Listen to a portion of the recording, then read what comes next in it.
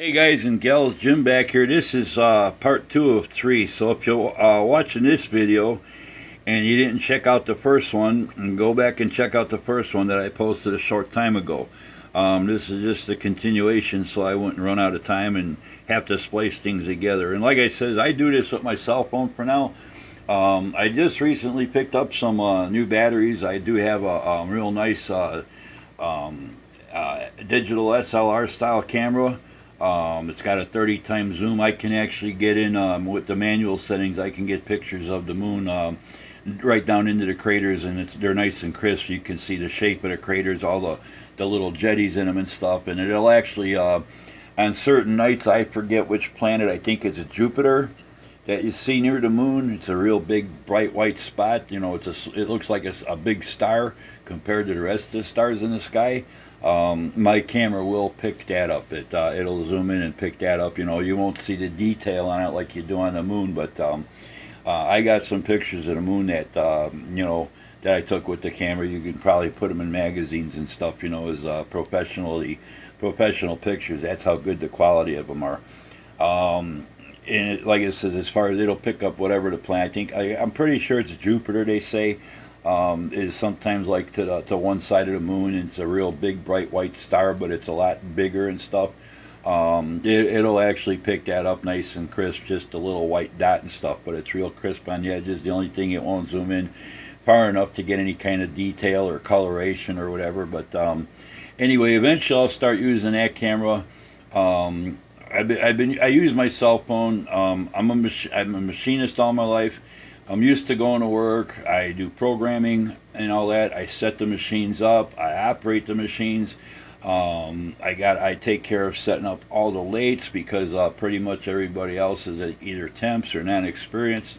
So I'm the one that sets up all the CNC lathes and stuff like that. I got another guy that takes care of the mills. And there's a lot of times when I get home and I do these videos, it's nice to get away from the high tech and the computers and all the editing kind of stuff and that. You know, I do enough of it at work sometimes, but I will get into that camera eventually. I picked up some new rechargeable batteries for it, and I'll start messing around. And another thing down the line, I'm gonna do a couple videos to get away from modeling. I wanted to do it last year. I know I did some videos around my hometown and nearby little towns out where I live. And that I grew up in Chicago most of my life, but I moved out to a little town which is only about 2,200 people population. Nice little town. Everybody's your friend. You don't have the crime and the shootings and stuff like that like you do in the big city and stuff. I did the windmill farms and stuff like that in my area, different sites around the area. About 12 miles north of me in the city of Dixon, Illinois. That's President Ronald Reagan's childhood home. And the Rock River travels from the northern part of Illinois, possibly the southern part of Wisconsin, comes through the state, and then ends up going into the Illinois River, which is not that far from me either. But the last several years, we've had pelicans that made their home in the late spring, summer, and early part of the fall when the weather's nice, which is kind of unusual. Usually, you think of pelicans as being like, in the Gulf and either the west or the east coast, like around fishing piers. Places like Hawaii on the posts on docks and stuff, the Caribbean. But we've got pelicans and stuff, which is pretty cool. So one of these days when the weather cools down a little bit to get out and do some outdoor activities, I'm going to take my good camera and do some videos of the pelicans. And another place within about a half hour of me, it's a nature preserve, a grasslands nature preserve. They've got a herd of bison, which is something you kind of think of out west, but they're actually part of the Midwest from the old days of the settlers and stuff. But we got a herd of wild bison, and they're procreating, repopulating and increasing in numbers and stuff. And we get a magazine out where I live. It's called Small Town Living and stuff. It's just got different articles about little organizations, different groups and stuff, the activities they do around the area, 4-H kind of stuff. And they've had an article about it, where you can park along the roadside, and if you get there on the right day and stuff, you can catch the bison close by to the edge of the park, you know, in the fenced-in area and stuff. So I'm hoping to do a video and catch some of that in a video and stuff, and put it up on YouTube and stuff. I think it's pretty cool. I know a couple years ago I didn't do no videos, but I took several dozen pictures. We got a park nearby on the Rock River. In the wintertime, the bald eagles make their home. The year that I went there a couple of years ago, I went on a weekend and stuff on a Saturday one morning pretty early. There must have been about 4 or 5 dozen bald eagles out of the place, and them things are huge and beautiful. In fact, the little town where I live now, we got what we call the Green River. It's small enough to be more like what I call a creek from growing up in the big city, but it's maybe about 15 feet across at the widest point, and probably not more than 6 feet deep in some areas. But we got some bald eagles that are starting to nest in this area on a permanent basis and stuff. So it's pretty cool to, you know, walk out sometimes in the morning, or like where I work, and I'll let the machine shop sit out during their morning break or your lunch break or something in the nice weather and see eagle flying around the area. So it's getting to be pretty cool. So I'm going to break away from some videos, you know, in the future, and pop some videos up of that kind of stuff and all that. I get into all that kind of stuff, you know. Of course, I'm into fishing and all. You know, never got into hunting. I'm not into guns or nothing, but fishing is a lot of fun. And this hot weather, the only thing good about this kind of hot weather, usually that's the best time of the year that I do if I go channel catfishing. Usually it's bass fishing, tossing lures and stuff like that. But I'm more into the fishing. But these hot kind of days, you get out there with some nice stinky old chicken livers that have been sitting and baking out in the sun. You can nail some nice catfish on some of the local lakes and that. So anyway, I'm back with another part 2 of my update and stuff. So like I said, if you guys didn't catch part 1, go back and check that out. And there's going to be a part 3 after this. But this is just going in more what I got coming up. This is the little 1/44 scale ATST and Snow Speeder by Bandai. And they're really tiny. As you can see, the Snow Speeder, it's pretty tiny, but it's got all the detail just like the bigger 72nd or 1/48 scale one. So I'll probably be doing a little diorama, like a snow diorama with that. I'm not sure if I'm going to go with the 1/44 scale AT-AT and do a diorama on like that. It's just, you got to draw a line someplace. You can't keep buying. You can't buy every model out there. Eventually, you run out of space. And you know, I build models that I like to keep and display and stuff. So I'm going to try to do a little diorama, something to do with this and that. And this is the AT-ST, and it's tiny, as you can see. The legs don't articulate like the bigger one. The head does swivel. You know, you can position the head and stuff. It's on a ball joint type of thing. But what I'll be giving that a wash, and then I'll be doing like a little diorama, like when it's coming out of the wooded area with all the trees and stuff. And I picked up at Hobby Lobby. There's these little tree kits. They're different heights, and they come in. I think there's 8 of them or something like that in a set. And they come with the ground cover. It's like a netting type material and all that, and I got a bunch of those trees in there. They're like a wire inside there with a plastic tree type coating. It's got a little bark texture on it. You can twist them and bend them and you know, pose the branches how you want and stuff. And they're like 3 or 4 different heights and that, and they're pretty close to being good enough to use and scale with that. You know, some of them I'll raise up like on little, you know, little hills and stuff on the diorama. I'll probably do like a 6x6 or so diorama, and I'll do all that up with some little, I got some Woodland Scenics, like little boulder type stuff like that, ground cover, and then a bunch of different ground cover to look like weeds and different plant life and stuff like you see in the movie. So I'll be doing a little diorama with that. I got, these are the ATM6, the little box kits. They're actually they're 1/550th scale. So I got 3 of them because the scene in the movie where you see a group of them walking through during the attack, the little battle scene in I forgot which movie. I'm not a big Star Wars freak. Basically, I like these Star Wars kits by Bandai because of the detail, and I enjoy doing little diorama scenes and stuff besides lighting up big Star Trek models and stuff. But I'm not so much into the, you know, into the Star Wars like I've been into Star Trek. But I got 3 of these, so I'll be painting those up and weathering them and stuff.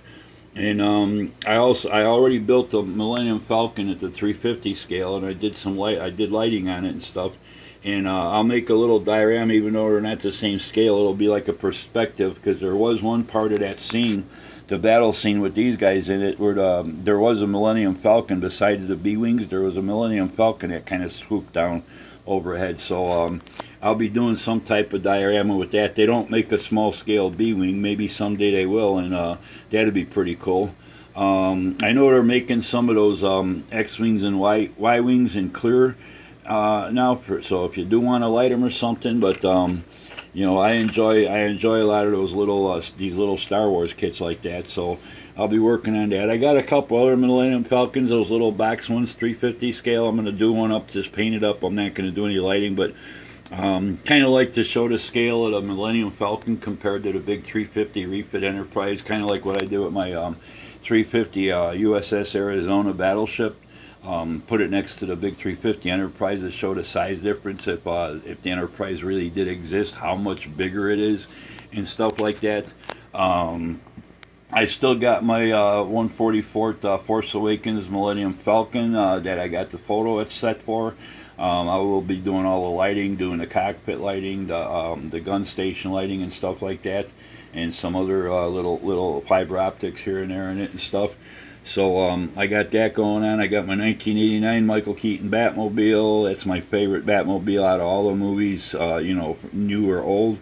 I'm probably going to try to work in a little lighting, but there's some issues with the cowl, the roof on that. It's so warped and stuff. No matter how hard you try to straighten it, it's not going to set right. So I was planning on doing some fiber optics in the interior. I'll probably still do some, but the roof won't be removable, because in order to keep it straight and not twist and stuff, it's going to need to be glued on, which is a shame. And it's the repop. Even the original release of that kit had the same issue and stuff. It's just so thin and flimsy that it wants to keep a warp position no matter what you do to heat it. I mean, with a heat gun, I tried, boiling some water, putting it in there to soften up and keep it in shape, taped it down, but it's got a spring to it where it likes to keep springing back. So, but I'll be working on that. I got a 68 Dodge Charger, which to me has always been my favorite old muscle car from back in the day. I'll be working on that, doing up pretty nice and stuff. I got some models that are already finished. I need to do some videos on. I got my Death Star attack diorama. I know I did a video with all the explosions and the lighting and stuff, but I want to do it more in a natural room lighting with daylight and stuff, so you can see more of the models, because I know it was kind of dark. You can make out the models, but not real good and stuff. So I want to do that, a little bit different lighting and stuff on that one, so you could see the models more, but it'll still show the lighting effects that I did and stuff like that. What else do I have? I got a couple more of the little tiny Star Destroyer kits that I want to mess around, trying to get a little bit more lighting into different areas that I didn't do on the first one that I showed a while back. So yeah, and there's a lot of kits, there's a lot of kits I'd like to do, but someplace you got to draw the line, I'm doing the NX-01 and the NX-01 refit. Those are 1,000 scale. Like I said, I'm doing those because I built all the other Enterprises in the 1,000 scale. Years ago, I used to build all the bigger ones, like the Enterprise D and E, when they were originally released. Back then I wasn't lighting stuff, but I'm getting the age now. Not going to be lighting everything. It's a lot of work, and the older you get, it gets a little bit more time consuming and difficult. Not that I can't do it, but it's just I'm not going to rebuild something and light it. And plus, I don't have the room for it. Like if I had a mansion or something, I'd have to build a separate room addition just to put all my models if I went that far. I mean, there's certain models I'd like to build. I mean, I'd like to build the 2001, the Space Odyssey model and stuff by Mobius, but at close to 41 inches long, I just don't have the space. And and if you really want to make it look good, then you're getting into buying all the interior photo etch to do the interior, the big head on it, the little travel pods or space pods, whatever. Those don't come with the kit, you know, to make it look more realistic. You got to add that in.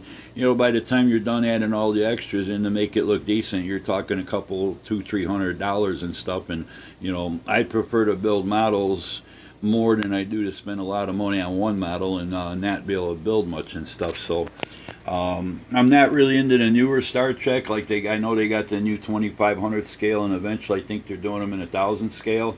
But like the new Discovery Enterprises and stuff like that, the Shenzhou and the Discovery and the Enterprise, I'm really not into that. Being it wasn't on network TV or, you know, any of the normal cable stations, I never got into it. You know, and I draw the line. But I'm mainly into Star Trek and that kind of stuff. So you know, if they come out with another, you know, from the original series or something from the movie, you know, Enterprise, or possibly maybe something from the Next Generation on a bigger scale, you know, I'll probably pop and do something like that. But you know, for the time being, you know, I pretty much run out of Star Trek stuff to do other than what I got going on now and that. So, but that's kind of an update what I'm doing. You know, I got a couple other kits in mind. I'm trying to throw some variety in rather than just all sci-fi. I'm trying to do other things like that and stuff. So I just thought, you know, I'm just doing some updates on different things I got going on and different things you guys will be looking for. And for any new subscriber, it kind of gives you a little idea. Running through my videos and see what I do. The new Bandai Star Destroyer that they're coming out with, the 5000 scale one, I probably won't be building that. First off, I think the price is a little high. The detail might be a little bit better than that big Revell Zvezda one. But at the same time, I took that Revell build and play, which is 4000 scale. That comes in at 16 inches. It's pretty decent size. That's got all the same detail on it as the big Revell Zvezda one does. It's just a smaller scale. And I did that up just like as if it was, you know, a regular model kit and stuff. And, you know, the main thing, another thing too, the new Bandai one is only going to be about 12 inches, so it's going to be much smaller.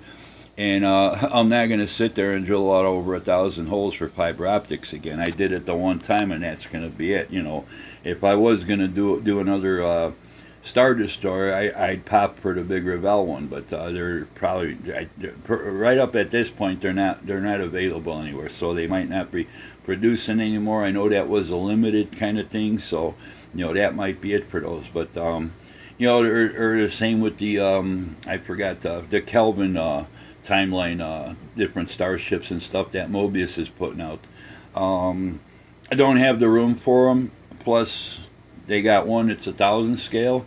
It's pretty pricey. Some of these models are going up quite a bit and stuff. And you know, not that I'm cheap or nothing, but you know, first off, you know, I don't have room to keep building every single model that comes out that, you know, has to do with Star Trek or something like that. And secondly, I don't have the space to keep putting all these big models. You know, I might do another ship down the line. Ships always interested me. You know, whether it be a sailing ship or something like that, but not a real huge scale, something that could fit on my shelves along with other things. You know, that'll work out fine. But that's some more of what I got going on. I'm going to come back with one more video with a couple little things about my channel. Some things that I do, some things that I don't do, so you guys are a little more familiar with what I do, especially for your new subscribers and all that, and even for you guys that have been following me for a long time. So till the next time, I'm going to try to keep these videos short so I don't get cut off on time and all that. So till the next video, you guys take care. Happy modeling. Thanks for all your comments. Thanks for subscribing. Thanks to all my new subscribers that I've been getting the last 2 days. It's like you guys are subscribing quicker than rabbits multiply. And we'll be seeing you soon. Thanks for all the comments. And if you got any questions, feel free to contact me at my email. And we will exchange phone numbers if you want to talk in detail about what I do or how I did something and all that. I'll be happy to share things with you. So till the next time, y'all guys take care. And we'll be talking to you soon. Bye.